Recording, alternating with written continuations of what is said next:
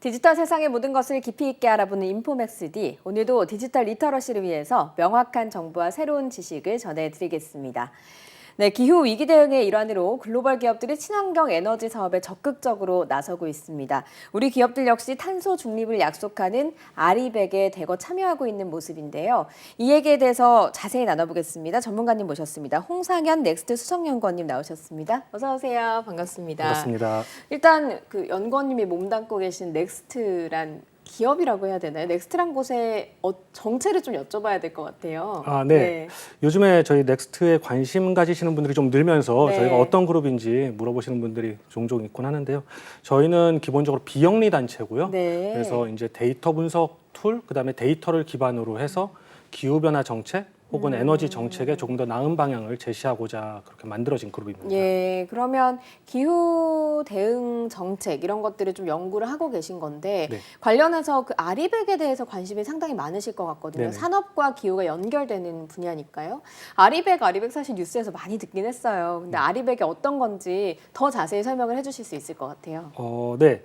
그 아리백 한때 이제 단어 논란도 많이 됐었는데 어떻게 네. 발음을 해야 되느냐. 네. 근데 아리백이냐 다 똑같은 것 같고요. 네. 결국은 아리백이라는 것은 그 단어가 의미하듯이 리뉴어블 에너지 100%.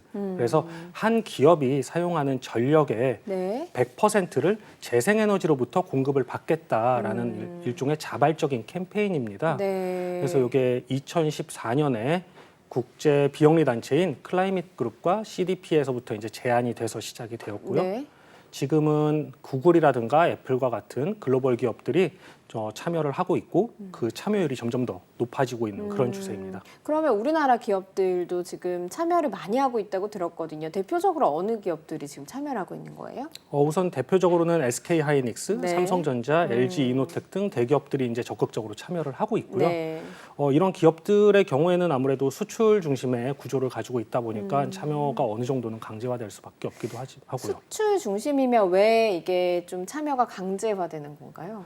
아무래도 아리백이라는 게 기본적으로 이 회사가 본사에서 사용하는 전기를 전부 다 재생에너지로 받겠다 네. 이게 아니라 제품을 생산하는 전 과정에서의 전력을 재생에너지로 받겠다라는 부분이거든요. 네. 그러다 보니까 애플과 같은 글로벌 기업에서 우리는 아리백을 선언을 하고 실제로 했죠. 2030년까지 아리백을 달성을 하겠다라고 했는데 그것을 성공을 시키고자 한다면은 그 협력업체 100여 개가 넘는 협력업체가 전부 다 재생에너지를 기반으로 전력을 생산을 하고 그걸 통해서 제품을 공급을 해야만 하는 그런 상황이 되는 그렇지 겁니다. 않으면 애플의 그 부품 같은 걸 납품할 수가 없겠군요. 아무래도 좀 어려워질 수밖에 없겠죠. 통로가 막힐 네. 수 있겠군요. 그러면 아까 애플은 2030년을 목표로 하고 있다라고 말씀을 하셨는데 우리나라 기업들 같은 경우는 언제를 이 아리백 그 목표 달성의 날짜라고 해야 되나요? 그런 것들로 삼고 있나요? 그거는 기업마다 조금씩 다르기 네. 때문에요. 딱 정해진 연도는 없고요. 그럼 대표적으로 삼성전자요. 삼성전자는 제가 정확히는 잘 네, 모르겠습니다. 네, 솔직히. 네. 근데 대체적으로 2030년 이후에서부터 2040년에서 50년 사이 정도 사이로. 많이 보고 있습니다. 그럼 이제 목표를 좀 길게 두고 그렇게 아리백에 참여를 해서 가려고 하는 건데 네. 기업이 아리백에 참여를 하면 어떤 점이 좀 달라지는 겁니까? 아무래도 가장 크게 달라지는 부분은 전력을 어디서부터 가져오느냐라는 부분이거든요. 그래서 아리백은 아까 말씀드렸다시피 재생에너지로부터 전력을 가져와야 합니다. 네. 그래서 그 부분에서 크게 달라지고요. 우리나라 기업을 예로 들자면은 아까 애플과 마찬가지로 이제 삼성전자가 아리백을 선언을 하는 순간부터는 네. 삼성전자의 협력 업체들도 아리백을 따라야만 하는 그런 구조를 갖게 되는 거고요. 네. 네. 근데 기본적으로 이 아리백에 대해서 조금 더 설명을 드리자면은 만약에 우리나라의 전력 구조가 재생에너지를 중심으로 갖추어져 있다면은 기업들이 아리백을 하기가 굉장히 손쉬울 겁니다. 그렇죠. 쉽겠죠. 네. 네. 그냥 전력을 사용하면 되거든요. 근데 그럼에도 불구하고 우리나라의 전력 구조 자체가 화석 연료를 중심으로 구성이 되어 있다 네. 보니까 각 기업들이 쏟아야 하는 노력이 아무래도 좀 더 클 수밖에 없는 네. 그런 구조를 가지고 있습니다. 어떤 노력을 기업들이 구체적으로 해야 될까요? 앞으로 뭐 투자도 많이 가야 될 거고요. 그렇죠? 네. 네, 맞습니다. 아무래도 재생에너지를 생산하는 생산자로부터 직접 재생에너지를 구매를 해온다든가 네. 혹은 이제 공장이 있는 경우에는 지붕형 태양광 등을 이용을 해가지고 네. 직접적으로 이제 태양광 설비를 설치를 해서 전력을 생산을 하기 위한 노력을 한다든가 네. 하는 등의 노력이 필요합니다. 네, 어쨌든 지금 신재생 에너지가 우리나라에 많지는 않다 보니까 관련해서 뭐 투자를 한다든가 외국에서 사온다든가 이런 노력들이 좀 필요한 거군요, 기업들이. 네, 네. 그런데 그 아리백에 지금 가입해 있는 우리나라 기업들 말고 우리 이제 기차 탈 때 많이 이용하는 코레일. 네. 코레일 같은 경우도 아리백에 가입을 할 예정이라고 들었거든요. 코레일은 왜 하는 거고 코레일의 그 아리백 달성이 가능한 건지 일단 이거부터 여쭤볼게요. 우선 코렐 같은 경우는 전력 사용량이 워낙 많기 때문에요. 네. 그 전력을 재생에너지로 100% 도입을 하겠다라는 의미에서 아리백을 이제 추진을 하고 있는 걸로 제가 알고 있고요. 코레일 그 기차 움직이는데 다 전기로 하는 건가요? 100%는 아니고요. 네. 네, 전력 부분이 굉장히 많이 차지하고 네. 있습니다. 그래서 현재 코레일의 경우에는 약 3테라와트/시 정도의 전력을 사용을 하는데 감이 잘 안 오실 거예요. 네, 이게 어느 감이 안 정도인지. 와요. 네. 이게 삼성전자가 사용하고 있는 전력량의 약 한 15%, 연간 전력량의 15% 정도이고 네. 우리나라 전체로 보자면은 전국의 전력 사용량의 0.5% 정도가 이제 코레일에서 네. 소비가 되고 있는 정도의 수준이라고 네. 보시면 될 것 같습니다. 네. 네. 그러다 보니까 이만큼을 아리백으로, 그러니까 재생에너지로 공급을 받기 위해서는 유휴부지 등을 사용을 좀 더 적극적으로 해야 될 것 같고요. 네. 방음벽 등에 대한 기존의 이제 다양한 실험들도 진행을 하고 있고 그런 상황입니다. 네, 그럼 코레일은 일단 기차를 이용하는 곳이니까 네. 그 철도 태양광을 이용하는 걸 좀 생각을 하고 있다라고 하더라고요. 먼저 여쭤볼게요. 철도 태양광 어떻게 되는 건가요? 우선 철도 태양광이라는 것은 그 기찻길의 궤도와 궤도 사이에 빈 네. 공간을 조금 더 적극적으로 활용을 해서 태양광 발전을 해보자라는 네. 아이디어에서 나온 거고요. 네. 지금까지는 아직까지 실용화된 국가는 없는 걸로 저는 알고 있고요. 네. 이태리라든가 영국, 스위스 등에서는 실증 단계에서 이런 실험을 좀 해보고자 하는 노력을 하고 있는 걸로 알고 있습니다. 네, 그 철도 길 사이사이에 비어 있는 그 공간에 태양광을 설치한다는 얘기인가요? 네, 맞습니다. 그 철도와 철도 사이에 그 침목 위에 설치를 하는 경우도 있을 거고요. 네. 침목과 침목 사이에 이제 자갈이 있죠. 그 위에 이제 설치가 되는 경우도 있을 거고요. 네. 이거는 업체들마다 조금씩 다른 기술을 네. 가지고 있습니다. 일단 지금 철도 태양광이라고 하니까 생소하기도 하고요. 네. 지금 상상을 해보면 철도라고 하는 게 기차가 굉장히 빠른 속도로 달리잖아요. 그래서 날씨에 조금만 영향을 받아도 움츠려들거나 아니면은 이게 이완되거나 그래서 기차가 멈추기도 한단 말이에요. 네. 근데 여기에 태양광을 설치를 하면 이게 유지하고 보수하는데 좀 일단 문제가 없을까 하는 의문이 들기도 하거든요.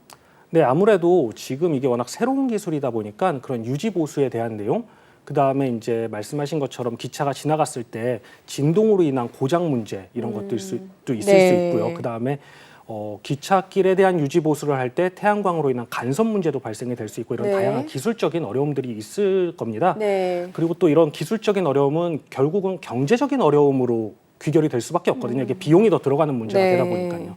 그래서 이런 부분들은 우리나라에서도 일종의 실증 프로젝트 같은 경우 안전한 구간의 실증 네. 프로젝트를 통해서 네. 어떤 어려움이 있는지 선제적으로 좀 확인을 하고 해결책을 찾아보고 해결책이 있다면은 어떻게 해결을 해야 되는지 어느 정도의 비용이 들어가야 되는지 네. 좀 더 면밀히 조사를 해볼 필요가 있을 것 같습니다. 네. 근데 일단 태양광을 설치하는 것 자체도 굉장히 돈이 많이 들 것 같거든요. 네. 이게 회수가 가능합니까? 투자한 비용이요. 일단은 좀 전에 말씀드린 것처럼 유지 보수 비용에 대해서는 조금 더 분석을 해봐야 되는데요. 네, 일단 설치 비용만 네, 보면요. 유지 보수 비용을 제외하고 설치 비용만 봤을 때는 짧게는 5년, 길게는 8년 정도면은 투자 비용은 회수가 될 것으로 보여집니다.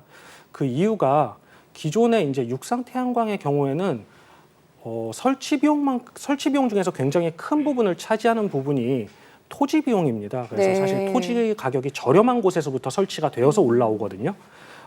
그리고 또 하나의 문제는 이제 사회적 비용이 발생이 될 수 있습니다. 이거는 이격거리 등으로 또는 주민 수용성 등으로 인한 네. 문제 이런 것들이 발생이 되는데 이 철도 태양광은 지붕형 태양광과 마찬가지로 일단 토지 비용이 들지 않습니다. 그쪽 깔려 있으니까요. 네, 맞습니다. 이미 깔려 있고요. 그다음에 주민 수용성 문제도 비교적 자유롭습니다. 그렇죠. 네. 이미 합의가 됐죠. 네. 철도가 지나가는 자리는요. 그렇죠. 네, 그렇습니다. 그래가지고 이제 그런 부분에서 아무래도 비용적인 장점이, 경제적인 장점이 네. 조금은 있을 수 있지 않을까라고 네. 생각이 드는 부분입니다. 그러면 5년에서 8년이면 투자한 비용을 회수할 수 있을 것으로 일단 연구 결과는 나오고 있다라는 말씀이신 거네요. 그렇죠. 네네, 맞습니다. 이게 지금 실증을 하고 있는 나라들이 앞서서 이탈리아나 영국 이런 나라들이 하고 있는데 어느 정도 구간에 이제 실험을 하고 있는 단계이고 효과는 어떻게 나타나고 있는지 궁금하거든요. 아직은 사실상 그 국가들에서도 실험을 진행한 케이스는 없거든요. 그래서 짧게는 이제 수백 미터 정도에서부터 해가지고 네. 설치가 가능한지 네. 이런 것들에 대해서 이제 연구를 하고 있는 정도, 아주 초기 단계라고 보시는 게 맞을 것 같습니다. 그러면 이거를 우리나라에 만약에 적용을 하게 되면 어느 정도 시점에 적용할 수 있을 것으로 예상을 하고 계세요? 그거는 좀 더 기술적인 문제에 대한 고민을 좀 해봐야 될 것 같은데요. 네. 왜냐하면은 요즘에 태양광 업계의 기본적인 추세가 태양광 패널이 조금씩 커지는 추세입니다. 네. 아무래도 효율 문제라든가 네. 비용적인 문제 때문에 네. 그런 것 같은데요. 그래서 이거를 오히려 또 작은 태양광을 다시 만들어야 되고 설치를 해야 되고 하다 보니까 그런 부분에 대한 좀 철로가 시간이 필요할 것 같습니다. 이렇게 짧게 들어가야 되니까요. 네네. 그럼 이거를 설치를 하게 되면 철도 태양광을 설치를 하게 되면 100% 이용하지는 못할 것 같거든요. 아무래도 말씀하신 대로 그 태양광 패널이라고 하는 그게 좀 작아지고 하면 네. 이게 완전히 모든 전력을 기차가 사용하는 걸 다 수용할 수는 없을 것 같고 첫 번째. 두 번째는 우리나라가 날씨가 궂은 날이 많잖아요. 네. 그러다 보니까 그러면은 비가 오거나 이러면 태양광을 또 쓸 수 없는 거 아닌가 하는 생각도 들긴 하거든요. 아무래도 이제 기본적으로 주어져 있는 조건이 뭐 오스트레일리아라든가 이런 나라들에 비해서는 태양광 발전에 그렇게 유리하지 않은 것은 사실입니다. 네. 하지만 지금 우리나라에 있는 대한민국에 있는 철도의 궤도 총 연장을 바탕으로 저희가 네. 계산을 해봤을 때 한 6,000km 정도의 길이에 태양광 패널을 설치를 할 수 있거든요. 네. 이 경우에 이걸 발전량으로 바꾸면은 최대 발전량이 한 1.6테라와트시 정도의 발전량을 생각을 해볼 수 있습니다. 1.6테라와트시요. 네, 1.6테라와트시요. 아까 우리나라 그 코레일에 사용하는 전력의 한 절반 정도 되는 건가요? 네, 약 한 40%, 35에서 40% 정도의 네. 전력을 기찻길에서만도 받을 수가 있습니다. 근데- 그럼 그만큼 아껴지는 거군요. 네, 맞습니다. 예. 근데 그나마라고는 아니고 좀 이게 장점인 점은 태양광의 경우에는 네. 낮 시간에 주로 발전이 많이 됩니다. 그렇죠. 네, 그리고 기차도 주로 낮 시간에 많이 사용을 합니다. 야간 기차보다는. 네. 그러다 보니까 아무래도 패턴이 좀 더 잘 유리하게 맞아 들어갈 수 있지 않을까 하는 부분은 좀 생각해 볼 수 있을 것 같습니다. 그렇죠. 코레일 KTX 같은 경우는 막차가 10시 정도면은 막차거든요. 그럼 네. 그 전에 이제 낮 시간대 많이 사용을 할 수 있으니까 좀 유리할 수 있다라는 말씀이신 거군요. 네네. 그러면 방금 말씀하신 대로 그 설치를 한다면 한 35%에서 40%의 전력을 철도 태양광에서 얻을 수 있고 나머지는 그러면 어떻게 되는 건가요? 나머지의 경우에는 저희가 이 철도 태양광을 분석한 이유 자체가 이 철도 태양광을 꼭 해야 된다 이런 의미로 분석을 한 거는 아니거든요. 네. 왜냐하면은 철도공사가 이미 가지고 있는 유휴부지라든가 방음벽이라든가 이런 곳들이 상당히 많습니다. 그래서 이런 곳들과 더해서 지금 우리가 조금 놓치고 있는 부분은 어딜까라는 입장에서 저희가 네. 철도 태양광도 분석을 해본 것이거든요. 네. 그래서 이제 철도공사의 경우에는 유휴부지도 적극적으로 활용을 하고 방음벽 유휴부지라고 하면 어디가 있어요? 대체적으로는 이제 철도가 설치된 주변 공간들입니다. 네, 주변 공간들이 이제 경사면도 자갈 있고, 깔려 있는 거기 말씀하시는 네, 건가요? 자갈이 깔려 있는 곳들도 있고요. 네. 이제 오래 전에 사용을 하다가 더 이상 사용을 하지 않는 철도들도 철길들도 있을 네. 거고요. 네. 그런 부분들을 조금 더 적극적으로 활용을 할 수 있을 것 같고요. 네. 그럼에도 부족하다면은 이제 주 전력원인 이제 기본 전력망으로부터 네. 전력을 좀 받아오는 노력도 해야겠죠. 방음벽도 방금 말씀을 하셨는데 방음벽 같은 경우도 태양광으로 설치를 하면 된다라는 말씀이신 건가요? 네, 실제로 방음벽에서 지금 한국철도공사에서 기존에 시도를 한번 했던 네. 적이 있는 걸로 알고 있고요. 네. 그 외에도 이제 고속도로 같은 데 가시면 이렇게 고속도로 방음벽 천장에 이렇게 설치해 있는 네, 경우들 많이 네. 보시거든요. 네, 그것과 유사하게 방음벽도 활용을 할 수가 있습니다. 그러면 상당히 이제 많은 부분에서 어쨌든 50%의 전력만 태양광에서 얻어도 상당히 많이 그 기존의 화석연료를 사용하는 전기를 좀 줄일 수 있는 부분인 거잖아요. 네네. 연구원님 연구하셨으니까요. 이 부분에 대해서 좀 가장 우려되는 점 그리고 가장 기대되는 점을 좀 나눠서 설명을 해주신다면 어떤 것들이 있을까요? 우선 가장 우려되는 점이라고 한다면은 이 기술 자체가 워낙 최근에 소개된 기술이다 보니까요. 이 기술을 실제로 적용했을 때 나오는 문제점들에 네. 대해서는 아직까지 정확하게 밝혀진 바가 없다라는 네. 부분이 가장 우려되는 점이고요. 네. 그러니 이제 실증 테스트를 꼭 해봐야 한다라는 부분이 있을 거고요. 네. 제가 기대하는 부분이라고 한다면은 이렇게 아직까지도 우리가 보지 못한 공간들이 있으니 네. 이런 부분들을 좀 더 적극적으로 활용해 볼 여지가 있지 않을까라는 네. 그런다면은 우리나라에서 이제 대한민국에서 사용하는 재생에너지원의 비중을 더 높여갈 수 있지 않을까 네, 그렇게 생각을 합니다. 그런 곳곳들을 좀 찾아내고 계시는 거군요, 지금. 네, 저희가 기존에 이제 다양한 연구들을 통해서 이제 네. 잠재량 분석을 하면서 네. 지붕형 태양광에 대한 잠재량 분석도 진행을 해봤고요. 네. 그다음에 현재는 이제 철도 태양광도 있고 앞으로도 계속해서 이런 비슷한 연구들을 진행을 할 예정입니다. 예, 이게 이제 먼 미래의 일 같지만 2030년 얼마 남지 않았고요. 이게 기업들의 이제 존폐에도 결국에 영향을 미칠 거라고 예상이 되다 보니까 이런 연구들이 상당히 중요한 것 같습니다. 그런 아이디어 중에 하나로 철도 태양광이 나왔고 그리고 철도 태양광이 발전되는 날을 좀 기대를 해봐야 될 것 같습니다, 연구원님. 오늘 말씀 여기까지 듣겠습니다. 고맙습니다. 네, 감사합니다. 안녕하세요. 인포맥스D 아나운서 강래원입니다. 더 많은 실시간 경제 뉴스와 경제 정보를 알고 싶으시다면 오른쪽 구독 버튼을 눌러주세요.